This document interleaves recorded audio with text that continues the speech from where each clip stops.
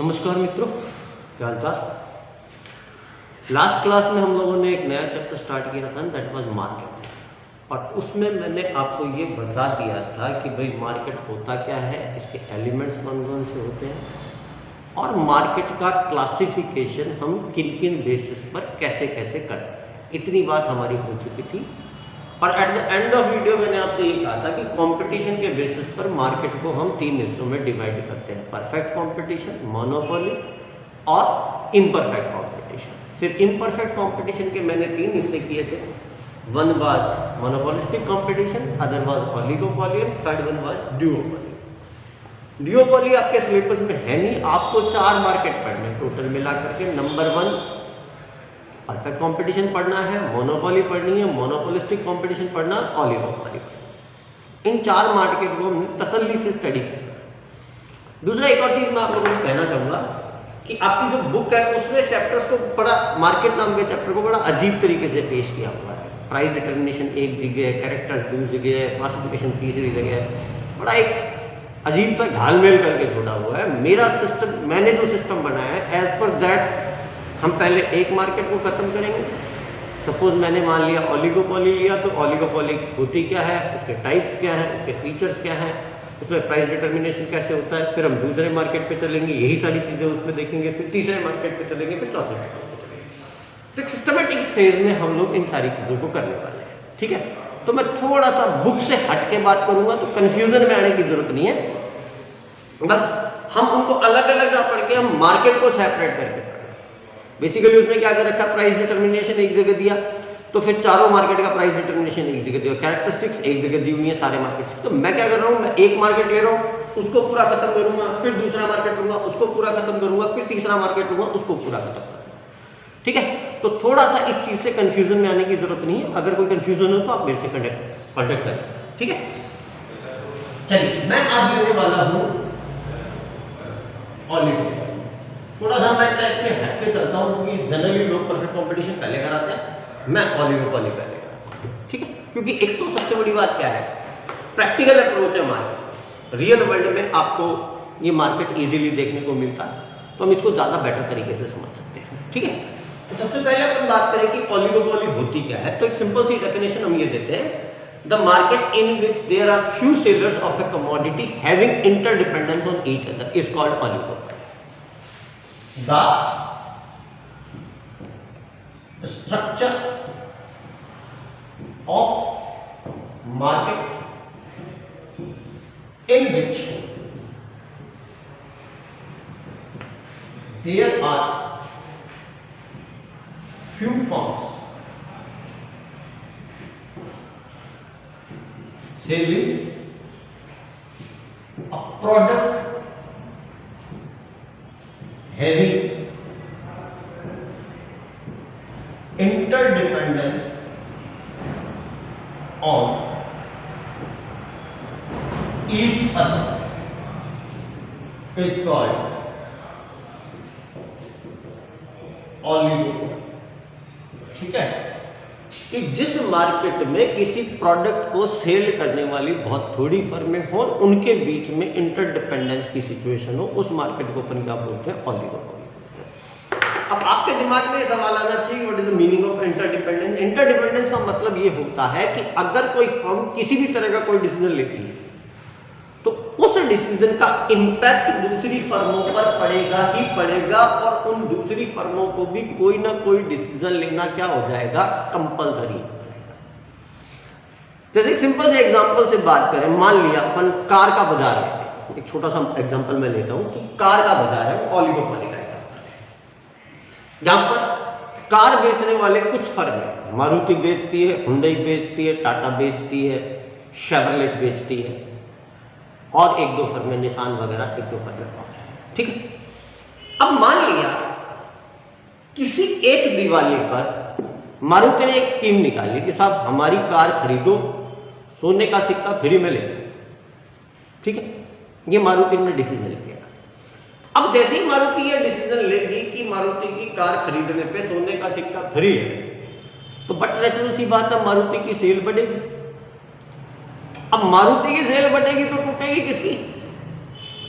टूटेगी Hyundai की टूटेगी, निशान की टूटेगी, टाटा की टूटेगी और किसी की टूटेगी, तो उनको भी उनके पेट में दर्द होगा कि नहीं होगा। तो जैसे ही मारुति ने ये डिसीजन लिया और मारुति के कस्टमर बढ़े, दूसरों के टूटे, तो दूसरों के लिए इस डिसीजन को काउंटर करने के लिए कोई ना कोई डिसीजन लेना क्या हो गया, कंपल्सरी हो गया, and that is called interdependence. कि if a firm will take any sort of decision, that decision will definitely affect the decisions of other firm and other firms have to take any decision to counter.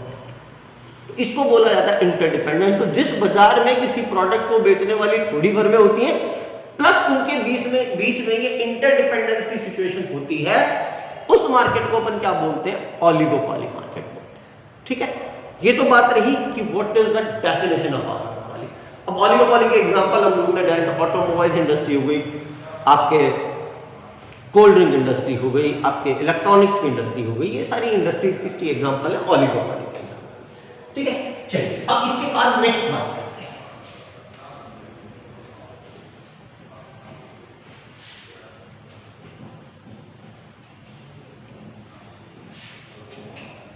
And that is about types of oligopoly। ठीक है कि ऑलिगोपॉली कितने तरह के। 12th class में chapter बहुत limited था, मैं बहुत शांति से तसल्ली से बहुत एक्सपैंड करके पढ़ाने वाला हूं। सबसे पहली बात आती है, पहला जो क्लासिफिकेशन है that is pure oligopoly and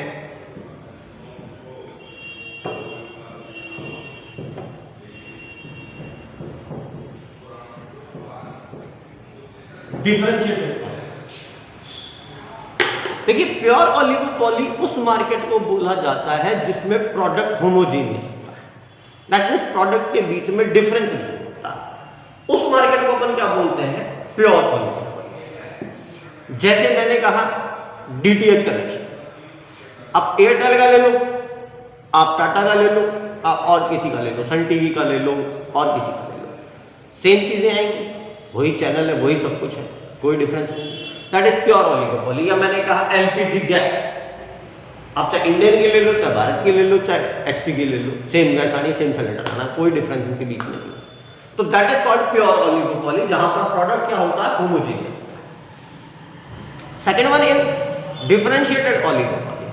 differentiated oligopoly उसको बोला जाता है जहां पर प्रोडक्ट सेम होते हुए भी एक प्रोडक्ट दूसरे प्रोडक्ट से डिफरेंट होता है।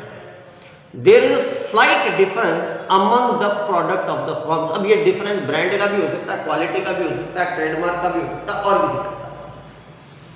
एग्जाम्पल अपन ढूंढ रहे हैं, कार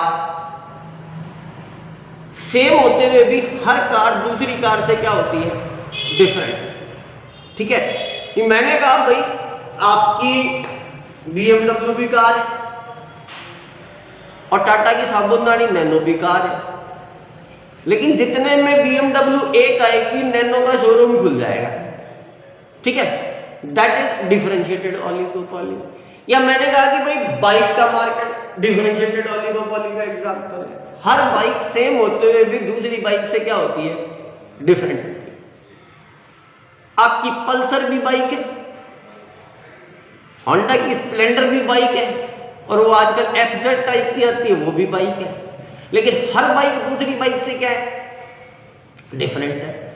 तो ये सिचुएशन क्या कहलाती है, डिफरेंशिएटेड ऑलिगोपॉली कहलाती है।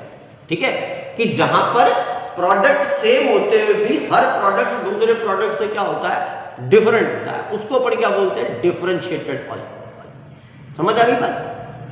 नेक्स्ट बात आती है, ये तो दो टाइप हो गए आपके पहले टाइप, मतलब पहली क्लासिफिकेशन मैंने दी प्योर ऑलिगोपॉली और डिफरेंशिएटेड ऑलिगोपॉली। इसका दूसरी बात, and that is called partial oligopoly and perfect ऑलिगोपॉली।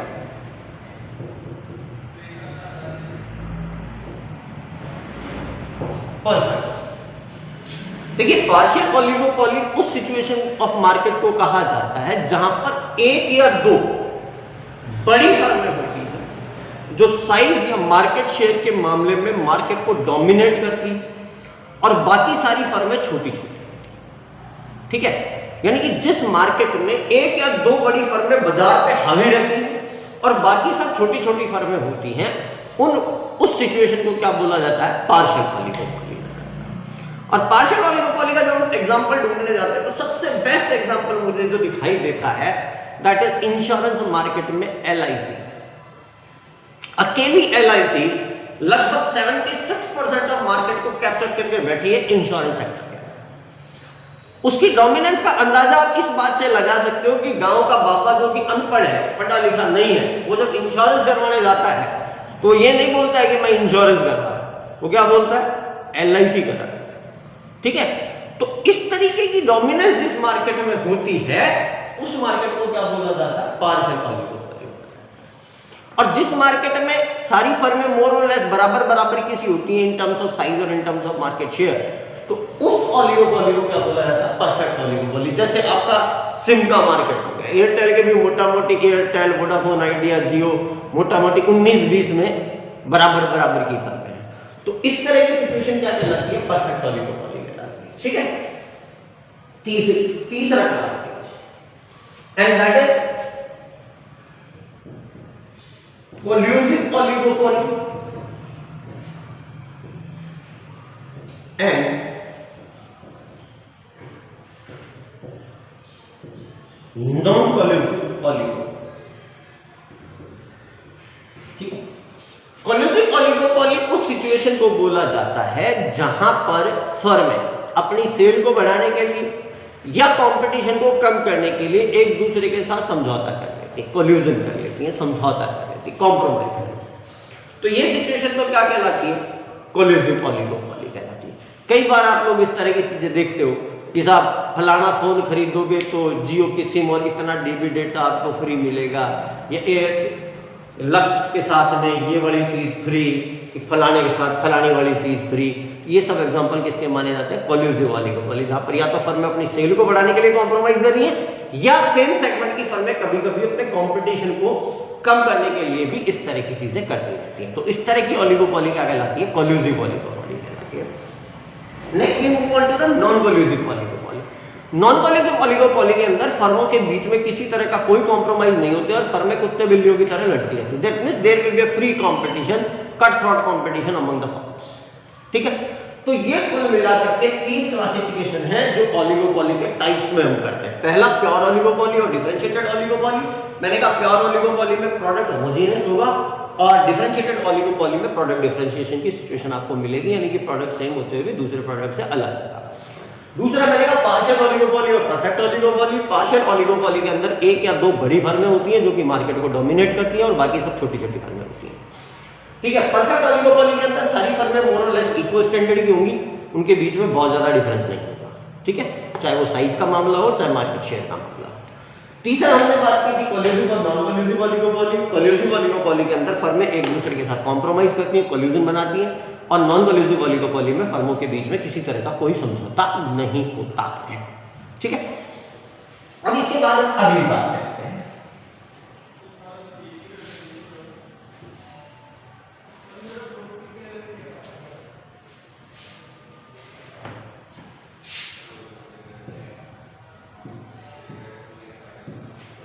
Features of oligopoly.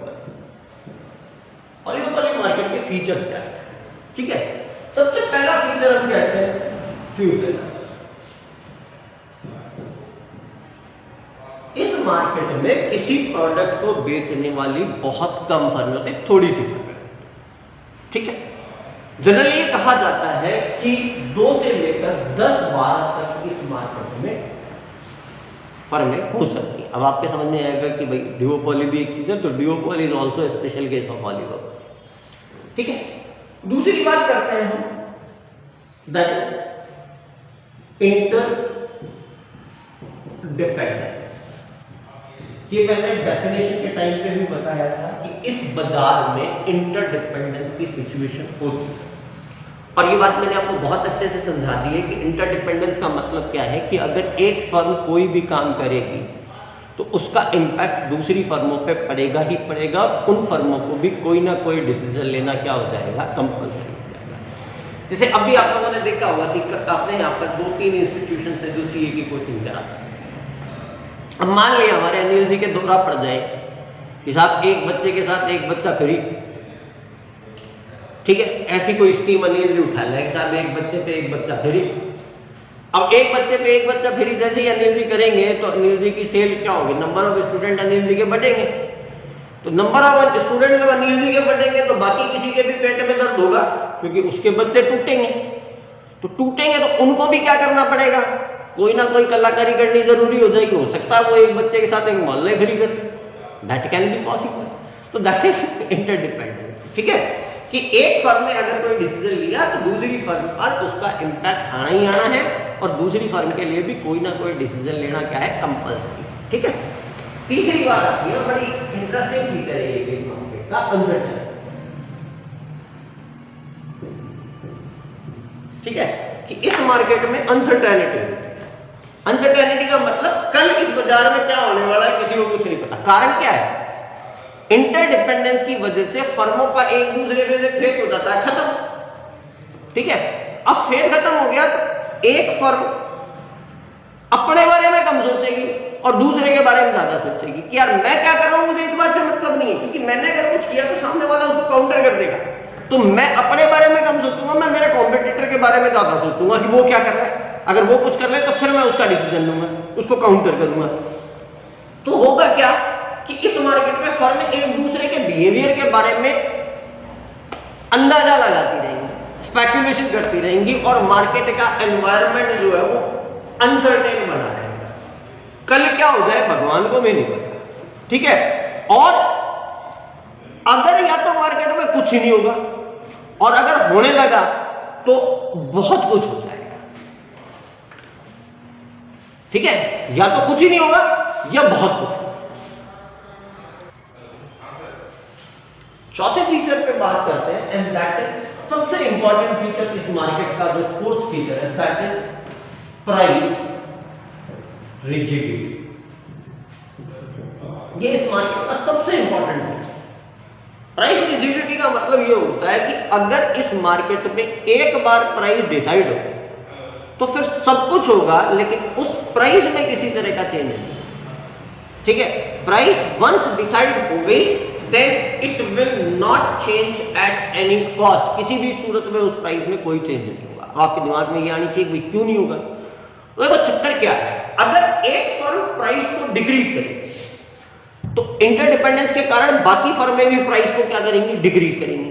नतीजा क्या निकलेगा, फर्मों के बीच में प्राइस वॉर की सिचुएशन जनरेट हो जाएगी, और लड़ते लड़ते वो फर्में कॉस्ट से भी नीचे चली जाएंगी, नतीजा उनको लॉस होगा, ठीक है। तो इसलिए फर्म प्राइस को डिक्रीज नहीं करती। और अगर कोई फर्म प्राइस को इंक्रीज करेगी तो फिर कोई भी उसको इंक्रीज नहीं करेगा, वो अपने आप ही बाजार से क्या हो जाएगी, बाहर हो जाएगी। नतीजा क्या निकलेगा कि यहां पर इस बाजार में प्राइस हमेशा क्या रहेगी, रिजिड रहेगी। मैं एक एग्जांपल से इसको बहुत अच्छे से समझा देता हूं आपको ध्यान होगा किसी टाइम पर बाजार में 3 बाइकें चला करती थी। नंबर 1 बॉक्सर नाम की बाइक थी जो कि बाजार निकालता था। एक सीडी 100 करके, सॉरी सीडी डॉन करके बाइक आती थी जो हीरो होंडा का प्रोडक्ट था। और तीसरी थी मैक्स 100, वो टीवीएस का प्रोडक्ट था, ठीक है। जब ये लॉन्च हुई थी सबसे सस्ती सेगमेंट की बाइक थी, इनकी प्राइस थी सबकी 3699, इसकी भी और इसकी, ठीक है। अब एक दिवाली पर होता क्या है कि इस बाजार बॉक्सर वाले ने इसकी प्राइस को डिक्रीज करके कर दिया 34,990, ठीक है। जब ये 34,990 किया, नतीजा क्या निकला कि आपके इसकी सेल बढ़ी। अब इसकी सेल बढ़ी तो नतीजा क्या निकला, मैक्स 100 की सेल भी टूटी और सिटी डॉन की सेल भी टूटी। तो सिटी डॉन वाले ने कुछ नहीं किया, लेकिन ये मैक्स 100 वाला इस प्राइस को ले आया 33,990 पे।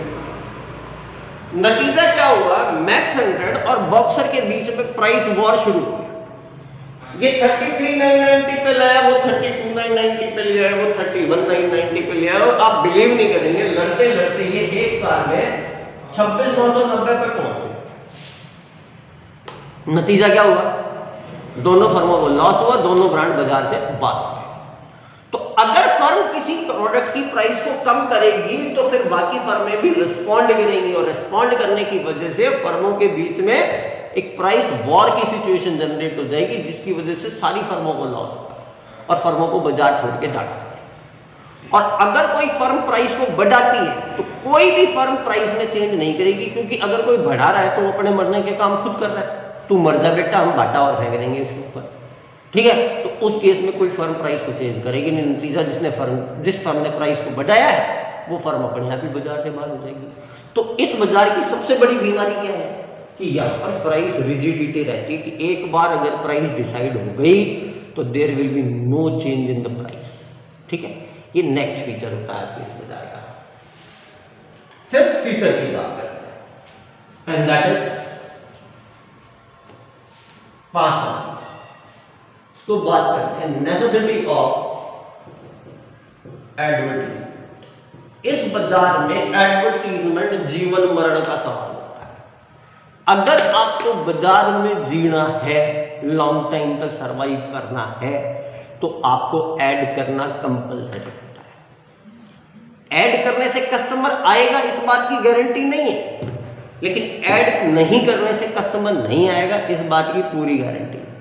अगर आपको बाजार में जीना है तो ऐड करना पड़ेगा। अगर आप एडवर्टीजमेंट प्रॉपर तरीके से करते हो तो आपका प्रोडक्ट बाजार में बिकेगा, और अगर आप एडवर्टीजमेंट प्रॉपर तरीके से नहीं करते हो तो आपको बाजार छोड़ के जाना पड़ेगा। ऐसे हमारे बाजार में दुनिया भर के एग्जाम्पल आपको देखने को मिल जाएंगे। आपको याद होगा किसी टाइम पर बीपीएल का एक टीवी आया करता था, बड़ा इंडिया के लीडिंग ब्रांड्स में से हुआ करता था। बीपीएल जब इकोनॉमिक रिफॉर्म्स शुरू हुए थे उस समय 90s के डेकेड में बीपीएल बड़ा एक पॉपुलर टीवी हुआ करता था। आज सच्ची में बीपीएल हो गया।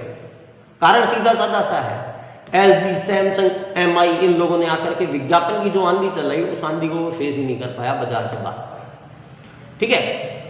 और अगर आप प्रॉपर एडवर्टीजमेंट करते हो तो फिर भाई साहब आपका भट्टा भी बिकने को तैयार रहता है। आज से 4 साल पहले वीवो और ओप्पो को कौन जानता? कोई नहीं जानता। 5 साल पहले कोई नहीं जानता वीवो, ओप्पो, एमआई क्या बीमारी है। आज इंडिया में सबसे ज्यादा बिकते हैं, कारण हर खंबे पे आपको या तो वीवो मिलता है या ओप्पो मिलता है विद सेल्फी एक्सपर्ट। नतीजा क्या है? हिंदुस्तान की लुगाइयों को वैसी बीमारी है मुंह टेढ़ा करके सेल्फी खिंचाने की। तो भाई साहब हर दूसरे घर में या तो आपको वीवो मिल जाएगा, ओप्पो मिल जाएगा, एमआई मिल जाएगा। इस बाजार का एक सीधा सा उसूल है कि जो दिखेगा वो बिकेगा। अगर आप दिखा सकते हो तो आप अपना प्रोडक्ट बेच सकते हो, अगर आप नहीं दिखा सकते तो आप अपना प्रोडक्ट नहीं बेच सकते हो। और उसका एक और हिंदुस्तानी एग्जांपल अगर आप ढूंढने जाओ तो बाबा रामदेव। 2012 में जब बाबा रामदेव शुरू हुए थे तो बाबा रामदेव की कंपनी की नेट वर्थ थी 400 करोड़ रुपए, और आज बाबा रामदेव 25,000 करोड़ से ऊपर ही ऐसा नहीं है। कारण हर न्यूज चैनल पे बाबा रामदेव ने अपने प्रोडक्ट्स का प्रचार किया, दबा के कोरोनिल भी लिया बाबा। नतीजा बाबा 400 से 25,000 करोड़ पे पहुंच गया। और अगर बाबा एडवर्टीजमेंट नहीं कर पाता तो बाबा भी निपट लेता, ठीक है। तो इस बाजार का सीधा सा हिसाब है भैया, एडवर्टीजमेंट करो और जियो। अगर जीना है तो, और नहीं जीना है तो फिर एडवर्टीजमेंट मत करो, बाहर अपने आप ही हो जाओगे, ठीक है। Next and last feature, cut throat competition.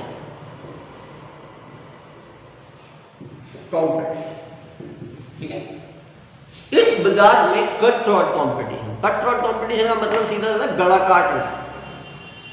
Moral values, ethics, welfare, जितनी भी अच्छी अच्छी बातें होती हैं इनको सबको उठा के हम टांड में रख दो। और एक सूत्रीय कार्यक्रम फर्म का जो होता है वो होता है प्रॉफिट एट एनी कॉस्ट। कोई कल मरता, आज मर जाओ, अपने को कोई फर्क नहीं पड़ता, बशर्ते कि हमें क्या मिल रहा है, प्रॉफिट मिल रहा है, ठीक है। यानी a firm can do anything, either it is good और बैड, टू अर्न प्रॉफिट, ठीक है। अब हिंदुस्तान में देखिए दुनिया भर की बीमारियां आपको ऐसी मिलेंगी जो पता ही नहीं क्या है, लेकिन फिर भी भाई साहब अपने को प्रॉफिट कमाना है तो अपन करेंगे ऐसा। ऐसे शानदार शानदार एडवर्टीजमेंट आते हैं भाई साहब, इमामी फेयर एंड हैंडसम 7 दिन में गोरा बनाए, बन गया क्या? तो इस गेल के लगा दो, क्रीम काली हो जाएगी, वो गोरा नहीं हो सकता। ठीक है, दारू का ऐड नहीं होता हिंदुस्तान में, गवर्नमेंट ने मना करा कि साहब दारू का डायरेक्ट ऐड नहीं कर सकते। कभी सोचा दारू का ऐड आता है कि नहीं आता? सारी दारू के ऐड आते हैं। किंगफिशर मेगा म्यूजिक सीडी, किसको पता है किंगफिशर की सीडी आती है? क्या बेचना है? अल्टीमेट ऑब्जेक्ट क्या है? दारू बेचना।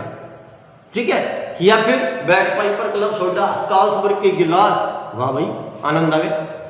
तो ये क्या है? मॉरली गलत है कि दारू का ऐड नहीं करना है, लेकिन हम इनडायरेक्टली करेंगे। क्यों? दाम मिलेंगे भैया, सीधी सी बात ये, प्रॉफिट ऐसे ही मिलेगा। ठीक है, एक फर्म जब एडवर्टीजमेंट करती है दूसरे की खाल उतारती है, क्या ये एथिकली सही है या दूसरी कंपनी की बुराई कर रहे हैं? ठीक है, मेरी कोचिंग में आगे कोई बैठेगा, दूसरी कोचिंग की थोड़ी सी बढ़ाई कर दी, अरे वो मां निकम्मा है, वहां कोई पढ़ाई होती है क्या? या दूसरे से आप कहो मेरे बारे में उल्टा बोलेगा, that is cut throat competition. क्योंकि सीधी सी बात है, अगर दूसरा मरेगा तब मैं जीऊंगा। तो इसमें एक सिंपल सा है, बेस्ट फिट जीतेगा। यहाँ पर जो जिएगा वो वही जिएगा जो बेस्ट फिट। तो इसका मतलब सामने वाले को मार के आप जिंदा है।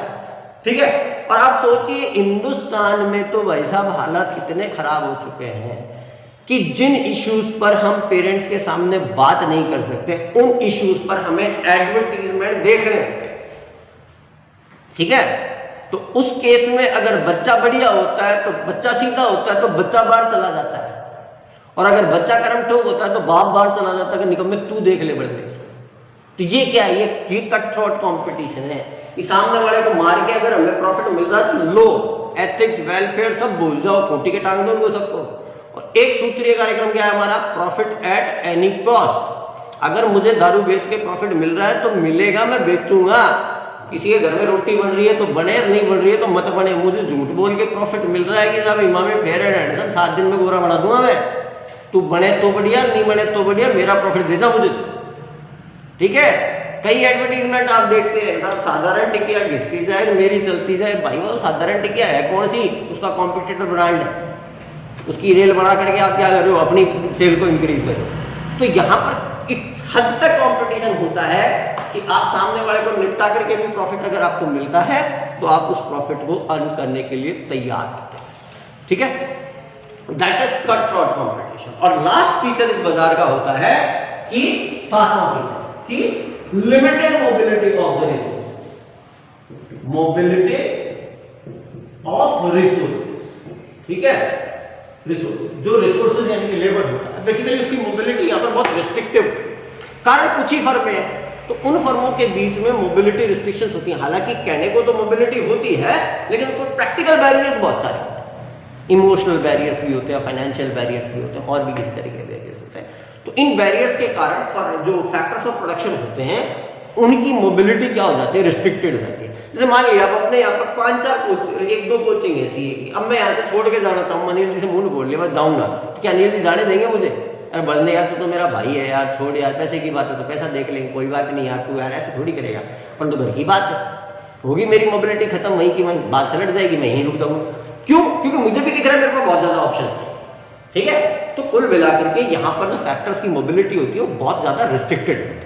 ठीक है, इसके अंदर लिमिटेड मोबिलिटी होती है, जो परफेक्ट कंपटीशन का हिसाब है कि फ्री मोबिलिटी, कोई कहीं आए कहीं जाए, इस तरह की चीज़ें आपको इस बाजार में देखने को नहीं मिलेंगी।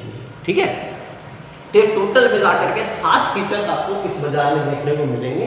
सबसे पहला फ्यू सेलर्स, दूसरा इंटरडिपेंडेंस, तीसरा अनसर्टेनिटी, चौथा प्राइस रिजिडिटी, 5वां नेसेसिटी ऑफ एडवर्टीजमेंट, यानी कि एडवर्टीजमेंट जीवन मरण का सवाल है। यहाँ पे अगर जिंदा रहना है तो ऐड करना जरूरी है।